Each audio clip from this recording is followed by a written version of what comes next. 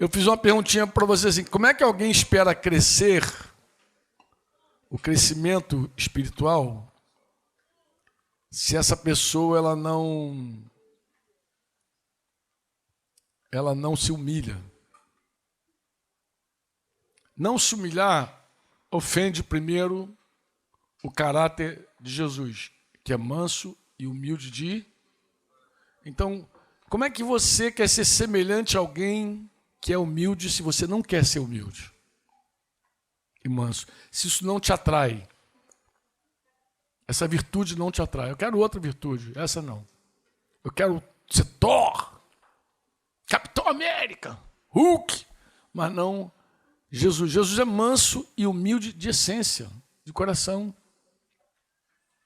Você acha que Jesus teria dificuldade de submeter-se a alguém?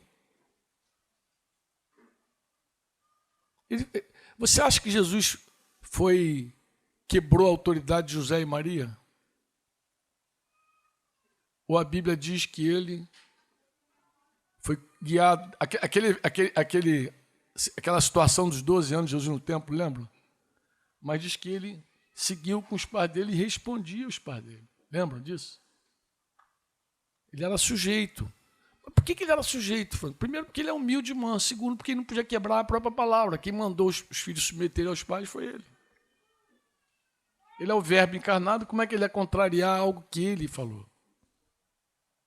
Então, não contrariava. A Escritura diz que a palavra de Deus está sobre ele. Se tem uma coisa que Deus não quebra, é a palavra. É o verbo. Ele não quebra. Não muda nem para agradar a gente. Alguns até gostariam, né? Se Deus mudasse para nos agradar. Mas não muda. Esse é o drama, né?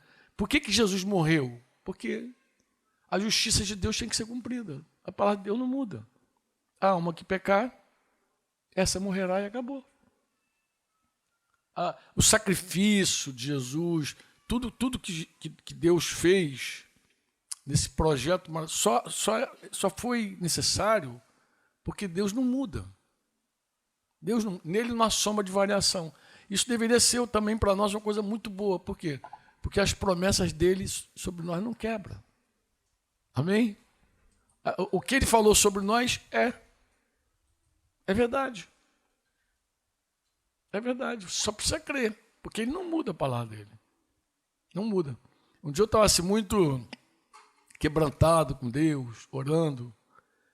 E tem umas histórias da minha vida assim, muito ruim, de pecados que eu cometi, muito ruim na minha vida, na minha história, que um dia eu falei com o Senhor assim, orando, falei, Senhor, eu queria, em algum momento, lá na eternidade, conversar contigo sobre este episódio da minha vida. Eu orei assim, e eu creio que o Espírito Santo me respondeu da maneira mais inusitada possível. Ele falou assim, não, essa conversa não vai acontecer. Essa conversa não vai acontecer. Por que não? E ele respondeu, porque dos teus pecados eu jamais me lembrarei. Então, não vou trazer isso nunca à tona. E a palavra dele. É interessante como você conversa com a palavra. Quem te uma das formas de você saber que Deus está falando contigo realmente e que você não fica com nenhuma dúvida é quando a própria palavra vem a você. E ele traz a palavra. Muitas vezes você fala e ele traz a palavra para você. Você não tem nem desculpa, né, Rodrigo? Pô, misericórdia. A palavra já pegou, já falou. A palavra fala com você. Amém? Olha a conclusão de Pedro, depois de ele falar para os pastores que Deus resiste aos soberbos, mas dá graça aos humildes. Ele vai dizer, portanto, humilhem-se debaixo da poderosa mão de Deus, para que ele, em tempo oportuno, os exalte. Crescimento é exaltação. Crescimento é desenvolvimento. Crescimento é quando você sai da tua esfera e começa a ir mais além. Então ele está falando que quando nós nos humilhamos, Deus nos exalta. Jesus já havia dito isso em vários momentos. Inclusive, Jesus nem foi contra, em nenhum minuto, alguém ser maior. Sabe essa crise que as pessoas têm com autoridade? Começa a dizer assim, não tem ninguém maior. Tem, Jesus falou que tem. Ele só explicou o seguinte, quer ser o maior? Sirva. Ele só explicou isso, que você se torna maior, líder, responsável, quando você serve. Serve de alguma forma. Serve com o teu dom, com o que Deus te deu, com o teu talento, com a tua vida. Serve de algum jeito. À medida que você serve, Jesus falou que você se torna maior. Então ele não é contra ser maior. Ele é contra alguém querer ser maior na força, ser maior na imposição, ser maior no autoritarismo. Porque ele falou, os governadores desse mundo tratam vocês assim, desse jeito. Mas não no reino de Deus. No meu reino, maior é o que serve. Qual o problema de ser maior? O problema é quando esse maior não serve, não quer se humilhar, não quer descer. Porque para ser maior no reino, tem que descer. Tem que ser manso e humilde como Jesus. Inclusive tem até que se esvaziar. Tem que, se esvaziar. Então humilhe-se. Você diz amém ou não? Outra coisa importante, irmãos, que eu falei aqui já, que vocês citaram também, é a questão da submissão. Aí você diz assim, mas Franco, por que eu preciso me submeter a alguém? Por que eu não me submeto só a Deus e pronto? Tá bom. Vamos partir desse teu raciocínio aí. Submeter somente a Deus e pronto. Deus, tudo que ele fala com relação a nós, de alguma forma ele materializa. Por que é difícil para a igreja dizer, por exemplo, Deus te ama e sumir do mapa? Porque fica uma frase solta. Deus te ama. E foi embora. Deus me ama. Mas como que Deus me ama? Por que nós acreditamos em enviar missionários? Porque nós cremos que não é suficiente alguém passar por aqui pregando, dizer Jesus te ama e ir embora. Nós cremos que esse amor tem que materializar por meio de alguém.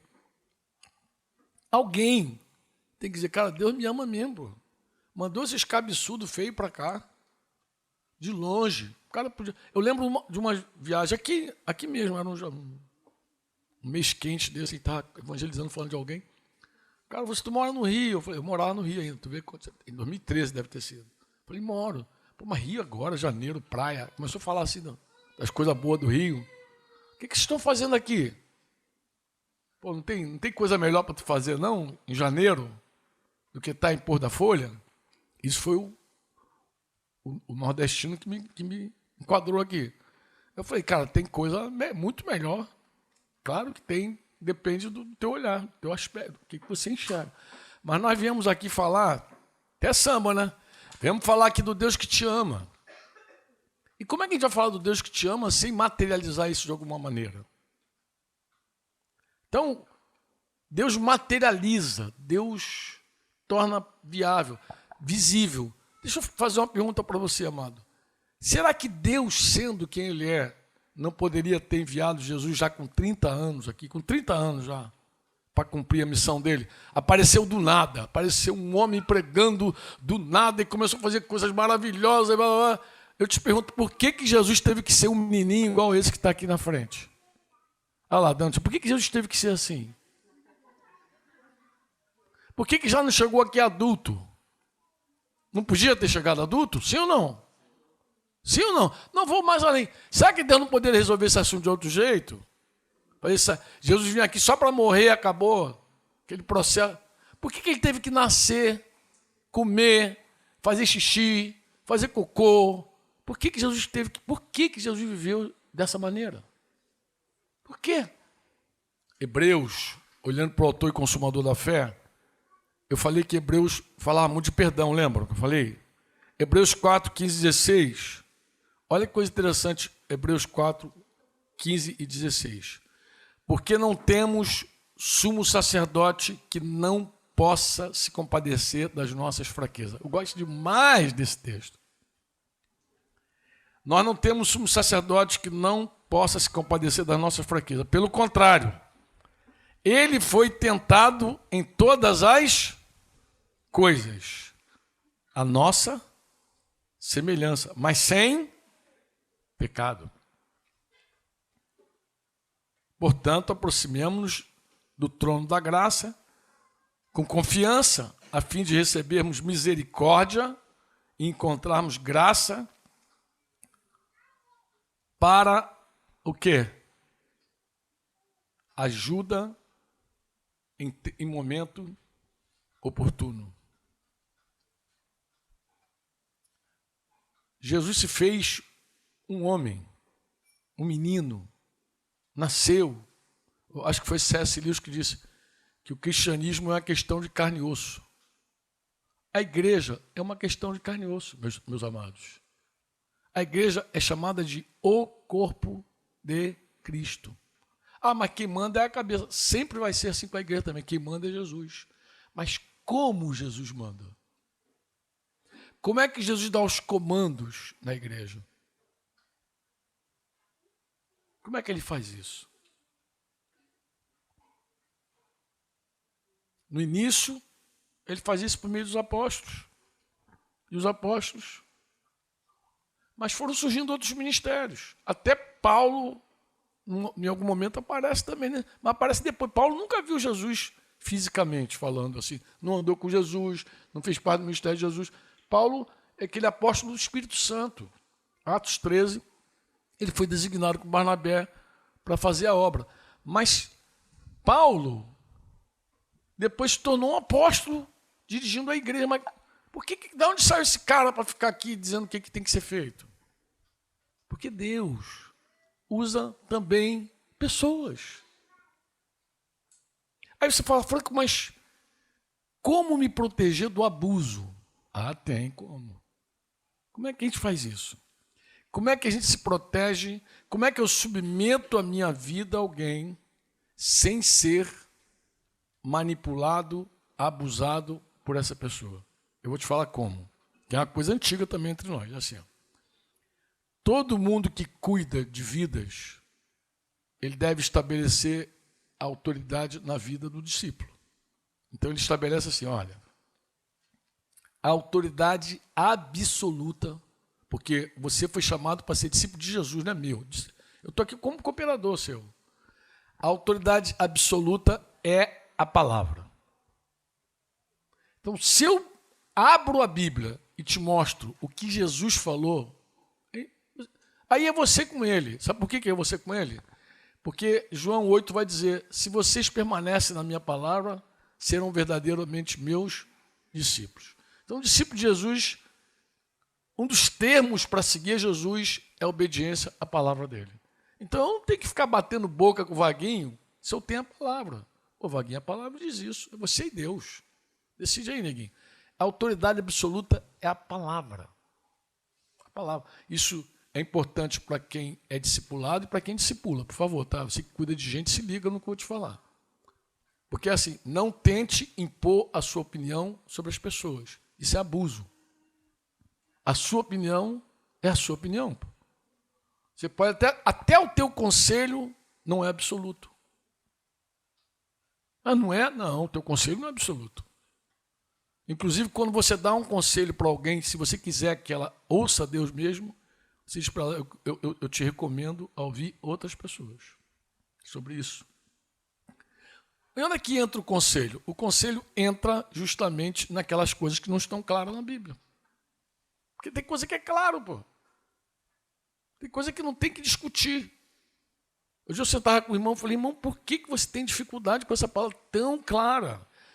Se você for colocar a tua oferta no altar e você lembrou teu irmão tem algo contra ti, vai lá, reconcilia primeiro. Pô, Jesus já falou claramente, de forma prática, o que você tem que fazer. Isso não sou eu que estou dizendo, não é assim diz o Franco, é assim diz o Senhor, pô. Agora, se você se submete à palavra, você não é meu escravo, você é escravo de Jesus, pô. Eu não sou teu dono. Eu até falo com os líderes, digo, irmão, nós não temos o direito de nos decepcionarmos, de ficarmos indignados com os irmãos, porque não são nossos. Eles vão prestar conta a Deus. Nosso trabalho é dizer a palavra de Deus, filho, a palavra é essa aqui. Eu oro por você, para que você encontre graça. Outra coisa também importante. Por quê? Porque imagina um cara soberbo com a palavra. Ele não quer a palavra, pô.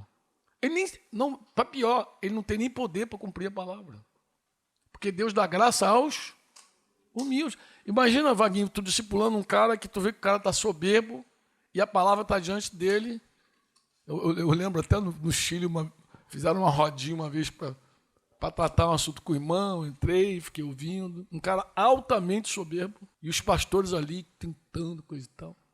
E o que você acha disso, Franco? Falei, irmãos, eu creio que o que vocês estão falando é a palavra de Deus realmente para ele. Mas eu olhando para ele, ouvindo ele não tem condição nenhuma de cumprir. Não, porque é soberbo, pô. Como é que o cara soberbo vai ter graça para fazer? Ele não tem graça. Um homem soberbo, ele não sustenta nem o pacto do casamento dele. Eu prometo, você vai prometer e não vai cumprir, cara. Tu vai ser infiel. Vai ficar de algum jeito, vai ser infiel, porque você é soberbo. Você não tem graça para cumprir. O que faz alguém experimentar vitória sobre o pecado é a graça. A graça é justamente o poder sobre o pecado. Mas Deus dá graça para quem? Deus resiste a quem? Então, como é que eu sei que alguém está sem graça? Só olhar a vida de pecado dela, de miséria. Sem graça. E a tendência de uma pessoa sem graça é querer ficar cada vez mais afastado da igreja. Por quê? Porque a igreja significa para ela submissão. É corpo. Ela tem um encaixe ali no corpo. Ela não chega, ela não gravita na igreja. A igreja é um lugar de encaixe.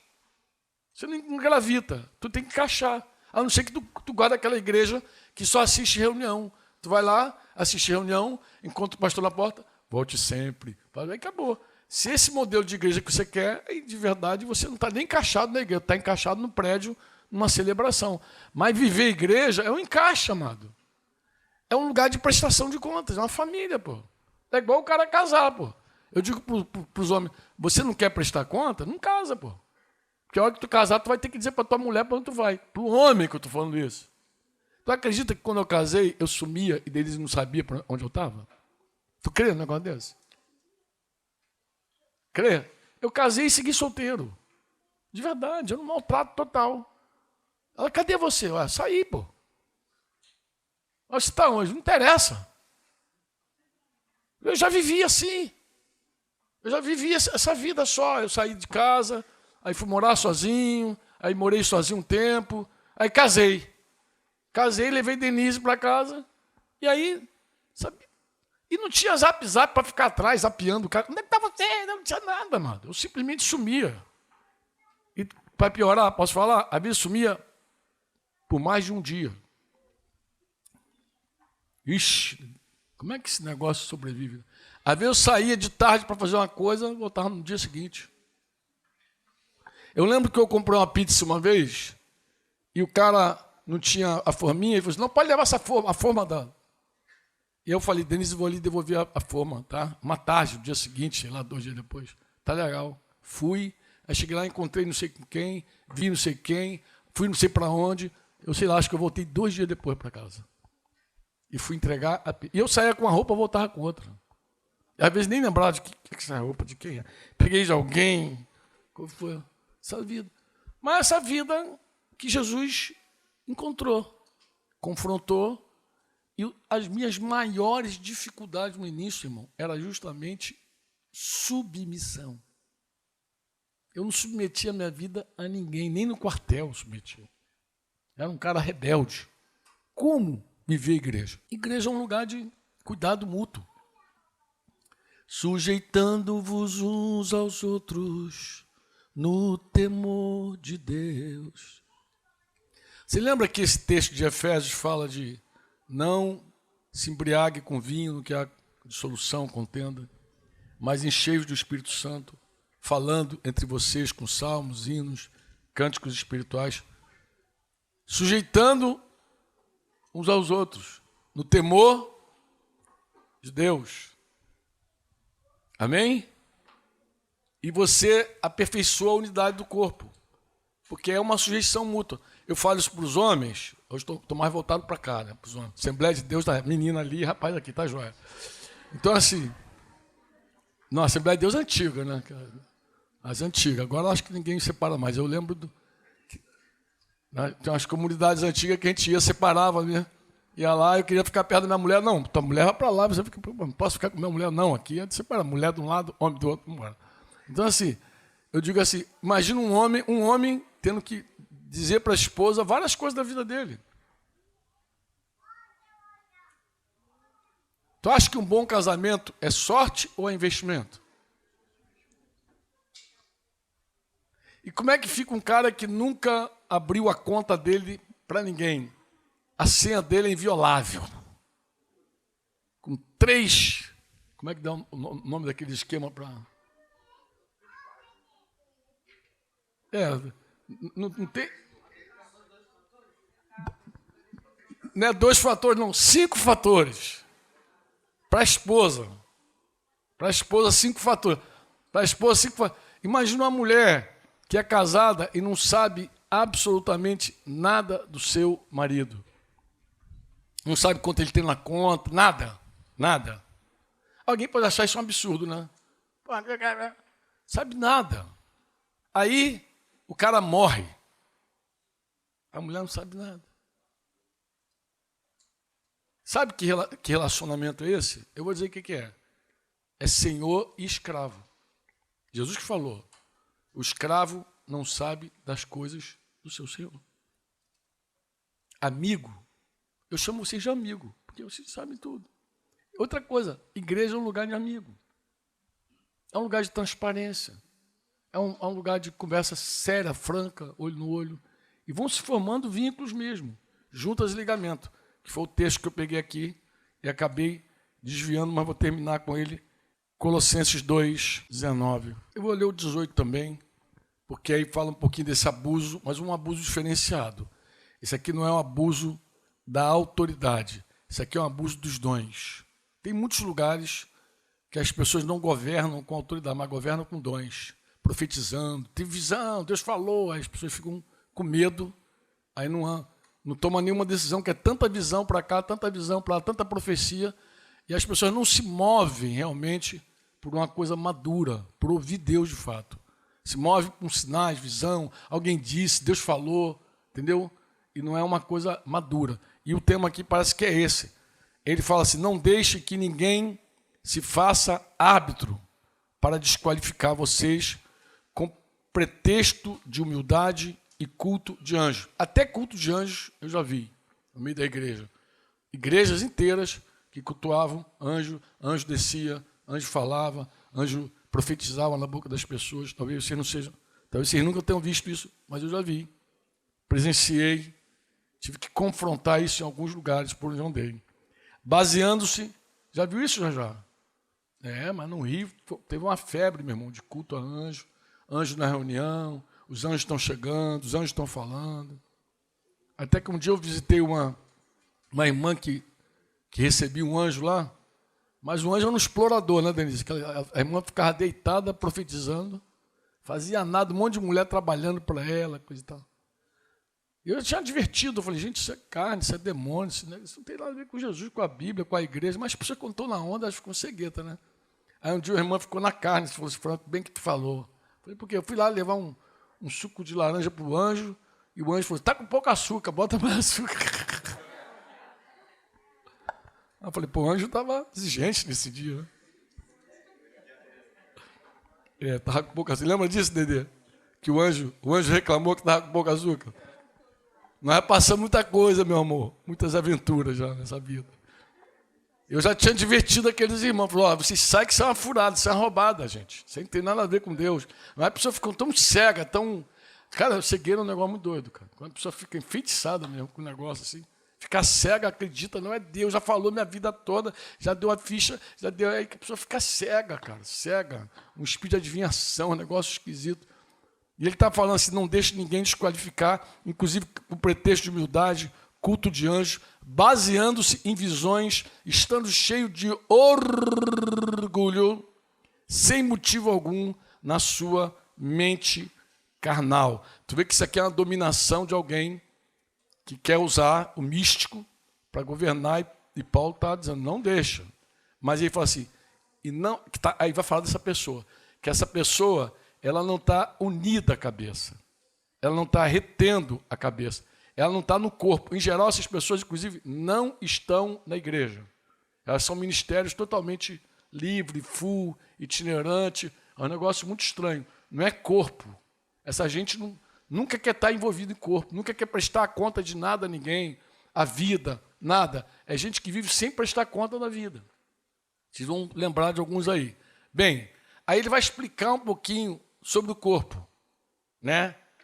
Esse vínculo da cabeça com o corpo, a partir da qual, essa cabeça que é Cristo, todo o corpo suprido, o que é suprido? O que é suprido? Dá um sinônimo para suprido aí. Alimentado, mas suprido pode ser mais do que alimentado, concorda comigo? Abastecido, né? Isso tanto a nível espiritual quanto material também. Porque no corpo de Cristo nós temos irmãos com dons para atender às tuas necessidades espirituais, e no corpo de Cristo nós temos irmãos com dons para atender às tuas necessidades materiais. É por isso que existem presbíteros e diáconos, esses que se destacam mais nesses dons. Por isso que tem dom de misericórdia.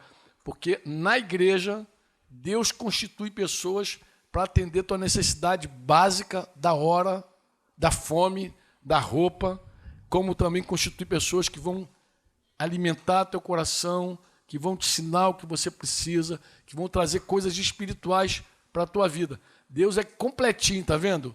No meio da igreja tem gente com dons notórios que vão atender a tuas necessidades materiais imediatas. Tem ou não tem? Tem ou não tem? Aí você fala, mas por que tem gente então que não é assistida? Eu vou falar, porque não está no corpo. Assiste reunião, mas no corpo não. E de vez em quando lá no sítio a gente fala isso, olha, todos os irmãos vinculados a esse corpo não têm necessidade. A gente não fala isso, Austin, há muitos anos. Não tem necessidade entre nós. Não há. Mas se atreve a isso, não, vinculado. Se tiver que assistir no reunião, pode ser que tenha fome. Mas conosco não há. Você fala, por quê, Flávio? Porque o corpo permite isso. Permite você saber do outro. Existe uma prestação de contas, então, uma pessoa sujeita não só às coisas boas, sujeita às coisas ruins também, sujeita às necessidades, sujeita a tudo que está vivendo. E ao dizer, está difícil para mim, esse mês não vai dar, esse mês não vai fechar, o irmão chega lá e confere, constata realmente a necessidade. Não é assim, já? Não tem uma bolsa que está sempre suprindo alguém lá? De vez em quando eu vejo os irmãos lá em Cabo Frio sempre suprindo alguém que não tem como ser suprido. O dia 2 irmãos foram lá no Rio levar a irmã para fazer um exame. Ela não tinha condição de fazer. Inclusive, a viagem dos irmãos, sei lá, foi 9 horas, sei lá quantas horas, para suprir alguém. Mas tem esse suprimento material também. Imagina você receber de graça um irmão que vai dar uma carona para você, abençoado, levar você para outro canto, te suprir, te levar para um trânsito lá do Rio de Janeiro, um hospital lá no Rio de Janeiro, imagina. Tudo isso é material, pô. Mas isso você não sabe, você não adivinha. Você sabe no relacionamento, pô. É ou não é? E a igreja é tão prática que ela às vezes ajuda pessoas que não são nem do corpo. Acontece, mas quando ela sabe. Mas uma vez no corpo, você sabe. E se você sabe, o papel do corpo é suprir. Amém? Aí diz aqui, suprido e bem vinculado. Aí ele vai usar 2 figuras, juntas e ligamento. Irmãos, você pode estudar isso, pesquisar, só vai encontrar pelo menos 2 tipos de relacionamento na igreja. Qual é? Um relacionamento de companheirismo forte, amigos que você tem para a vida inteira. Você vai ficar velhinho de cabelo branco, eles vão estar contigo. E relacionamento de paternidade, igual uma família. Você vai ver no vertical e no horizontal. Tu vai olhar para a Bíblia igual. Vai ver Paulo com Timóteo, Paulo com Tito. Tu vai ver os caras indo de 2 em 2. Você vai ver Pedro, porque Jesus falou assim, quando você se converter, apacenta teus irmãos. Tu vai ver Pedro, tu vai ver Tiago, João, uma primazia sobre os outros apóstolos, sobre a igreja. Você vai ver essa relação assim, e são vínculos fortes. Uns que você olha e diz assim, são meus pais. Sim. Ninguém precisa ter título de pai. Meu papai, pai Franco, pai Posto. Besteira, isso é infantil. E nem pastor é título, irmão. Pastor é a função que você exerce. Você não precisa dar título para ninguém. Quem é Fabiano? Fabiano é o nosso pastor. Pastor Fabiano, isso é a religião que faz isso, irmão. Porque pastor é como dentista. Dentista não é título, dentista é função.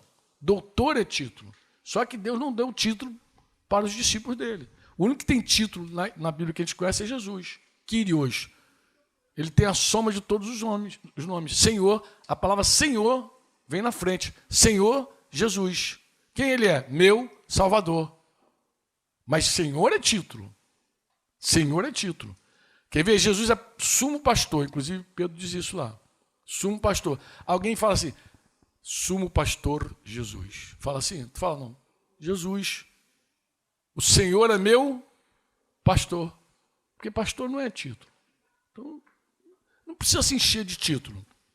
Isso não tem nada a ver. Mas você tem uma relação com uma pessoa que você considera que ela tem uma responsabilidade sobre a tua vida. Não com a tua vida apenas, mas sobre. Ela vai... Olha que coisa forte. Que a Bíblia diz que esses homens vão prestar contas a Deus. Como é que alguém vai prestar contas a Deus sem exercer autoridade sobre a tua vida? Sem ter responsabilidade contigo. Elas podem fazer isso, gemendo ou sorrindo. Elas podem fazer isso, meu Deus, que dificuldade essa pessoa. Mas pode fazer sorrindo também. Pô, que bênção essa ovelha. Você acha que ela prestaria contas a Deus se ela não tivesse responsabilidade sobre a tua vida? Ela só vai prestar contas porque ela tem autoridade sobre você. Daí ela presta contas. Quantos me entendem? Essa mente está esquisita. Acho que vou deixar vocês tomarem um café de novo. Então, assim, quando eu falo submissão, a submissão verdadeira é o exercício da nossa humildade. Você pode ter um discurso que é humilde. Mas como é que eu sei que alguém é humilde? Quando ele é submisso. Você não conhece alguém humilde porque ele fala que é. Você conhece alguém humilde no trato. Quando ela recebe correção.